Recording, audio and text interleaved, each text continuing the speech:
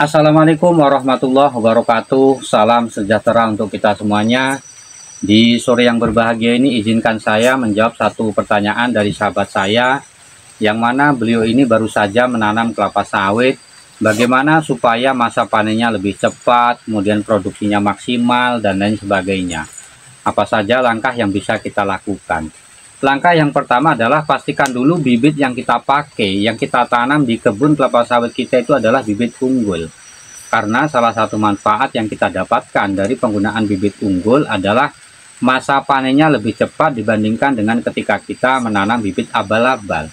Bibit unggul itu dikeluarkan oleh produsen resmi benih kelapa sawit yang sudah mempunyai sertifikasi. Kemudian sudah dilakukan uji coba yang membutuhkan waktu yang panjang, biaya yang tidak sedikit, sehingga akan terjamin masa panen lebih cepat, kemudian produksinya maksimal, buahnya besar-besar, dan lain sebagainya. Berbeda halnya dengan bibit abal-abal. Kalau bibit abal-abal itu bibit yang tidak jelas asal-usulnya, sehingga tidak terjamin dari segi kualitasnya, dari segi produksinya, masa panennya lebih cepat, dan lain sebagainya. Oleh karenanya, yang pertama pastikan dulu bibit yang kita pakai adalah bibit unggul. Kemudian setelah bibit itu kita tanam di lahan, maka perlu kita merawatnya. Jadi jangan sampai setelah kita tanam bibit itu di lapangan atau di lahan, kita biarkan begitu saja. Ya, karena kalau kita biarkan begitu saja, maka target masa panen lebih cepat tidak akan tercapai. Oleh karena itu, ketika kita bicara masalah perawatan, maka ada 3 hal yang wajib kita lakukan. Yang pertama adalah kita bicara bagaimana kita bisa mengendalikan gulma-gulma yang tumbuh di kebun kelapa sawit kita. Kalau kita bicara masalah gulma, maka biasanya gulma yang dominan yang tumbuh di kebun kelapa sawit kita secara garis besar itu terbagi menjadi 2. Yang pertama adalah gulma lunak, dan yang kedua adalah gulma berbahaya. Gulma lunak sendiri adalah gulma yang kehadirannya bisa kita toleransi, karena tingkat persaingannya dengan tanaman kelapa sawit kita dalam mendapatkan air, sinar matahari, maupun unsur haranya, dia sangat sedikit sekali. Misalnya seperti bayeman, kentangan, dan lain sebagainya. Selagi gulma lunak itu dia tidak menghambat pekerjaan kita di kebun kelapa sawit, ataupun misalnya seperti kegiatan pemupukan dan lain sebagainya, maka kita biarkan gulma-gulma lunak itu tumbuh di kebun kita. Karena salah satu manfaatnya yang bisa kita dapatkan adalah bagaimana dia bisa menjaga kelembaban tanah di kebun kita sewaktu kebun kita itu mengalami kekeringan. Kemudian gulma yang kedua adalah gulma berbahaya. Gulma berbahaya adalah gulma yang kehadirannya ini menjadi pesaing utama dengan tanaman kelapa sawit kita, karena dia bisa merebut daripada unsur hara, air, ataupun sinar matahari.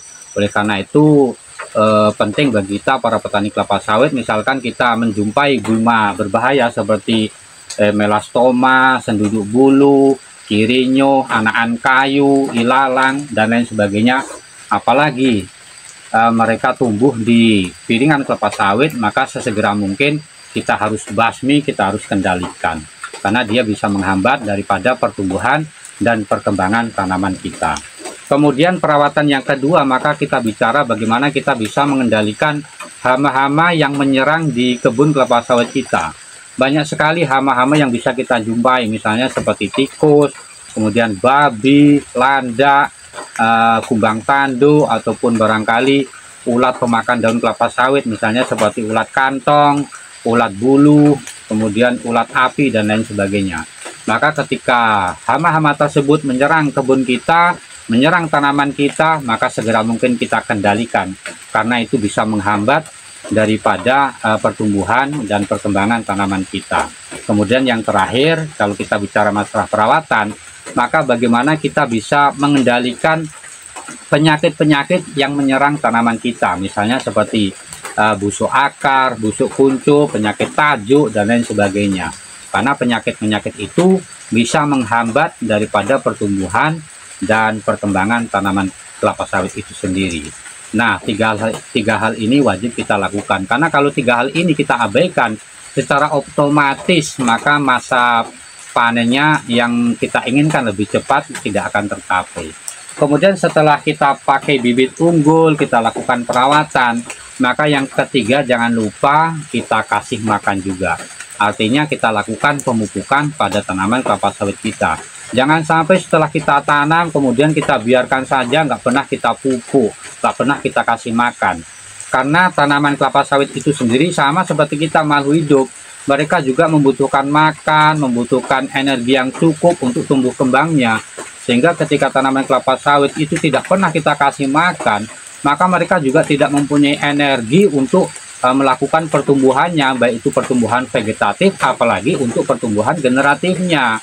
Sehingga penting bagi kita para petani kelapa sawit semenjak dini kita berikan tanaman kita pupuk yang cukup, makanan yang cukup, sehingga pertumbuhannya akan lebih maksimal lagi. Kemudian yang langkah yang berikutnya, setelah kita gunakan bibit unggul, kita lakukan perawatan, kemudian kita berikan pupuk yang cukup, maka jangan lupa kita lakukan kegiatan kastrasi pada tanaman kelapa sawit kita. Kastrasi itu sendiri adalah bagaimana kita membuang bunga, bakal buah ataupun buah yang sudah terlanjur jadi pada tanaman kelapa sawit kita yang berumur kurang dari 2 tahun. Biasanya tanaman kelapa sawit itu akan mengeluarkan bunga sejak umur 12 bulan setelah tanam. Oleh karenanya penting bagi kita para petani kelapa sawit, setelah muncul bunga yang pertama pada tanaman kelapa sawit kita, maka kita lakukan kastrasi biasanya sampai umur 24 bulan. Karena kastrasi itu sendiri dia bertujuan untuk meningkatkan pertumbuhan vegetatifnya dulu, sehingga tanaman kelapa sawit itu akan kuat secara akarnya, kuat batangnya, besar batangnya, kemudian pertumbuhannya daun pun akan semakin meningkat. Sehingga ketika kita paksakan, kita tinggalkan kegiatan kastrasi, kita paksakan tanaman sawit itu yang masih kecil mengeluarkan buah, maka sudah bisa dipastikan bahwa tanaman itu akan mengecil, sehingga produksi yang akan dihasilkan nantinya juga tidak akan maksimal.